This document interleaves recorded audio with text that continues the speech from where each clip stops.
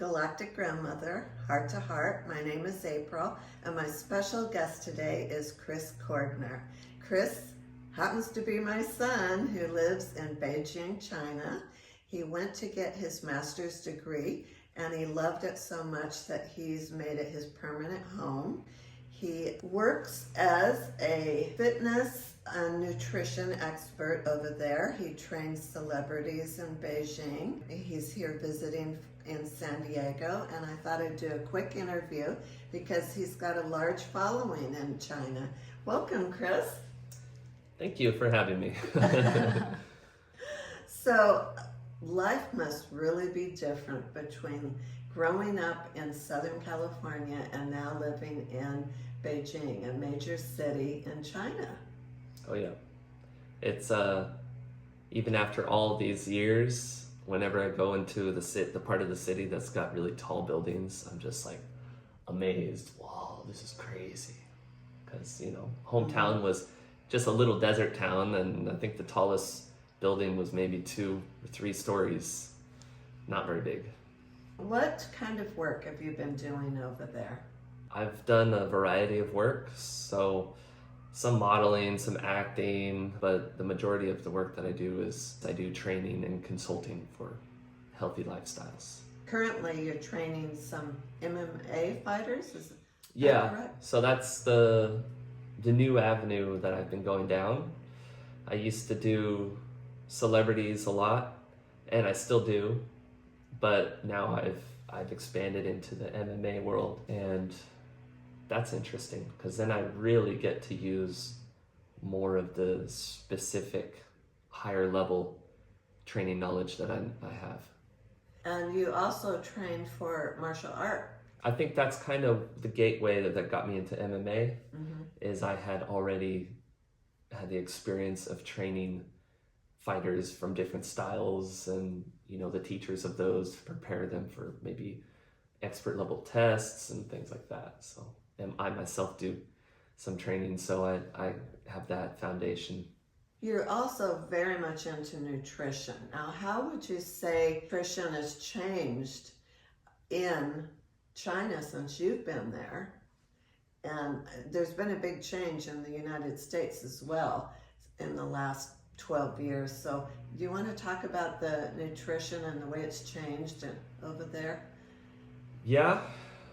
So just being there, since I've been there, I've seen a huge change in just the whole fitness industry. Whereas when I first got there, I'd say they were about the level the US was in the 70s. For training? For training and nutrition, basically just getting into this bodybuilding or using the gym as a more of a aesthetic thing, and still making the same mistakes as we did here, and then even to the point where the steroid use, again, not very good knowledge and very interesting, but because China's so fast at developing nowadays, within just a few years they were already caught up to what we were 10 years ago, and then now I'd say they're about the same as we are now. And that's all thanks to the internet, globalization with knowledge, sharing knowledge, and a lot of the Chinese trainers and coaches, as well as athletes, they go abroad to learn. And then they'll come back and share that, so it just speeds it up. So basically, whatever nutrition or training stuff you see here now, it's over in China.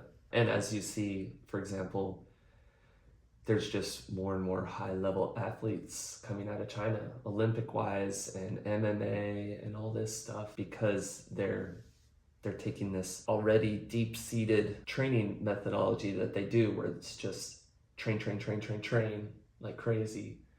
But now they're introducing more and more Western scientific methods, and it's just fine-tuning that, and that's why they're jumping up on top on a lot of this the youth sports world. Speaking of Western training, you helped develop a Western style gym in Beijing, is that correct? Yeah, I had been working in a, I guess, luxury, high-end style gym. And then myself and two of my friends, we had a little company that we had on the side. We had just started, and a Korean CEO had come to us to ask us to help with basically opening a gym from the ground up. And he had no experience with this sort of thing, but he had a contract with a famous Korean gym brand, and they wanted to open a branch in Beijing.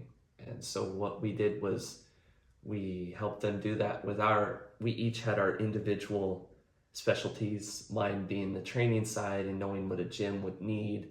My friend had a lot of networking because he's opened like 10 gyms in Beijing and all over China. And then my other friend, who's another American, he's an entrepreneur who has the experience. He's very good. And so we use that together like a perfect little pyramid here. And then, yeah, just from the ground up, we designed the layout of the gym, the amenities. We introduced like suppliers for equipment and everything for them we bartered the deals, you name it, from just a concrete slab to opening. And what was fun was that we could even put in some of our own things that we felt most gyms lacked. And we're like, ooh, kind of building our dream gym, which was fun because we got to add a ice bath and then saunas nice. Like this sort of thing.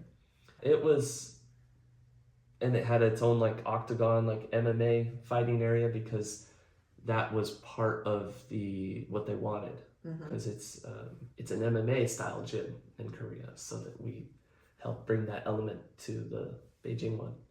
And then we handed them the key basically and let them run it. Sounds like it would be very popular.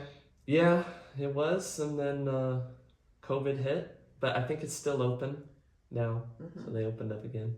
What would you say that you've really enjoyed the most about living in a big city in Beijing?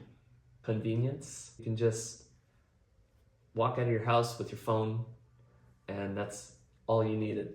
You could pay for everything. You can do everything you need just on your phone. Also, the deliveries are 7 days a week, and other than holidays, cheap delivery as well. Relatively fast. So it's like, you want to order food, they could bring it over to you fast and it's very cheap. Or you order something from the other side of China, like a book or a chair or whatever, and it'll get delivered to you any day of the week. So that's fun. And of course, the culture, every city's got its own culture. So Chinese culture, but then within each area you go, there's its own culture, I guess, like the US. And then, every area's also got its own dialect. But like Beijing, for example, is the place I've lived longest, and as we call them, old Beijing person, meaning generation, all from Beijing. They're very, what's the word I'm looking for? They're very welcoming and lively, and they really enjoy you to maybe try some of their dishes they made. They're welcoming, and they can be loud because they're so excited. Enthusiastic. And they're very enthusiastic, and so I like that a lot. And Beijing's a big city, so most people there, I'd say now, are just there for work. So when it's like a national holiday, everyone goes home. It's almost like a ghost town. It's very few people. And you have not owned a car since you've been there, so public transportation must be very good. Yeah. I don't like driving in cities anyways, so that's why I never got a vehicle. I've had a bike before. But the public transportation is great. Whenever someone comes to Beijing for the first time, I will say, if you get lost, just find your way to the subway and you'll be fine, because the subway is extensive as well as very easy to navigate, even if you don't speak Chinese. And they've got buses everywhere, and like the taxis are cheap. And now they were the ones that started the self car renting, like Uber. Oh, were they? Yeah. So theirs is called Didi. So that's one of the things. They basically started that idea, and then someone used that idea over here and other countries as well. And just like a lot of the phone payments and stuff, that comes from Asia, and China's really a frontier for that stuff. Yes. So many people, they need to make everything smoother, working better. Now, do you have some new projects that you're working on or that you're thinking about starting in the future in Beijing or in the United States? Well, I'm working with a few fighters now. They're working their way, they're slowly going up in the ranks in the smaller organizations in China. Hopefully I will get them into the bigger ones, and then maybe I can bring them into a more international. That's one. Another one is I've written a book. I'm just trying to edit it down now and make sure it's good. Maybe add a few things. What's the name of that book? It's the 9 Practices to Happiness. So it's just like 9 things that you can practice that will help to elicit and also find your own way to your own happiness and how to maintain it as well. Another one is just continue trying to prepare artists to break into the international stage. So I guess you could say that's kind of what I do for work, is just trying to bring more of China outside of China. Oh, wonderful. Yeah, so like the artists, I help them prepare both physically and mentally for the international stage, because there's some marketing differences in that, and then the West tends to like a fit person, not like what was popular in China several years ago, which is not very muscular, just kind of skinny. And so it depends on the artist. Whatever they are, naturally I help to just develop that further so it's better to market and healthier. Now you're fluent in Mandarin, you read, write Mandarin, and so you can work with not only Chinese clients, but of course English-speaking clients. People are going to want to know, what did you get your master's in? Well, I got my master's in basically something that is related, but also not related to what I do, international relations. So that was good because I did learn a lot about China through that program.